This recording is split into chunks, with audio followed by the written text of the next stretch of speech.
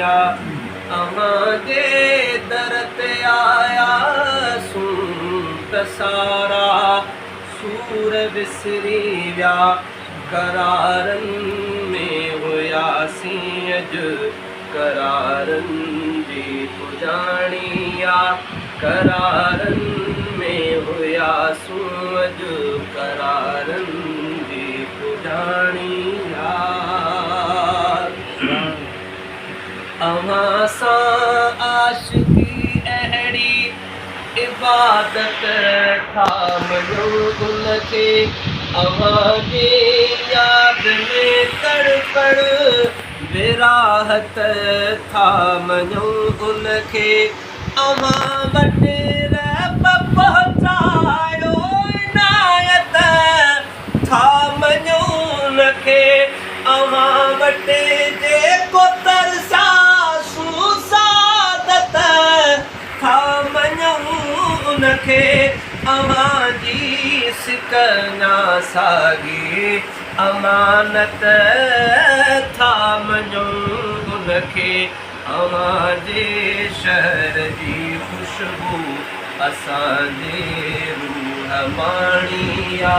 तेरी प्यारा अवां खां अॼु असांजी मोकिलाणी आ अवां जे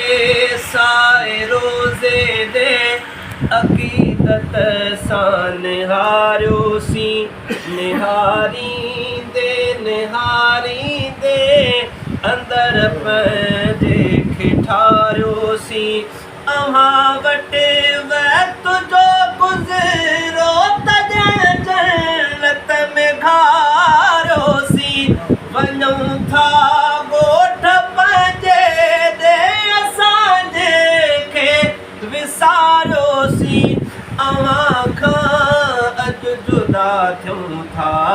त साईं हारियोसीं उदाशल जल्द मोटाए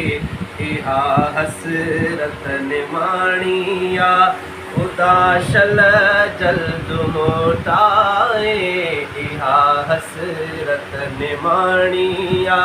तेरी प्यारा अवां खां अॼु असांजी मोकिलाणी आ अवां जे शहर जे माण्हुनि असांजी मेज़बानी कई वॾे सिक प्यार सां प्यार ने कुशादा दिलि थे मानी कई अवां तरफ़ां सां ते ॼण उनरा महिरबानी कई असां माण्हू किना को छा भलार ख़ानदानी कई असां परदेस में साईं उन्हनि पर क़दरदानी कई हक़ीक़त आ हबीबुल्लाह न कूड़ी कहाणी आ तेरी प्यारा अवां खां अॼु असांजी मोकिलाणी आ वरी ॿीहर धणी ताला अवां जे दर घुराईंदो रफ़ीक अहमद खे साथिन सूधो ॿीहर बि खिलाईंदो असांजे अर्ज़दार खे अघाईंदो वरी साॻे तरीक़े सां अवां वटि रब टिकाईंदो वरी साॻे नमूने सां मदीनो रब घुमाईंदो वरी आयासूं चवंदासूं वरी आसी समाणी आ तेरी प्यारा अवां खां अॼु असांजी मोकिलाणी आ विछोड़े जे अचण खां अॻु अखियुनि में आयो पाणी आ अव्हां जे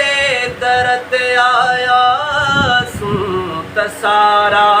सूर विसरी विया करारनि में हुयासूं अॼु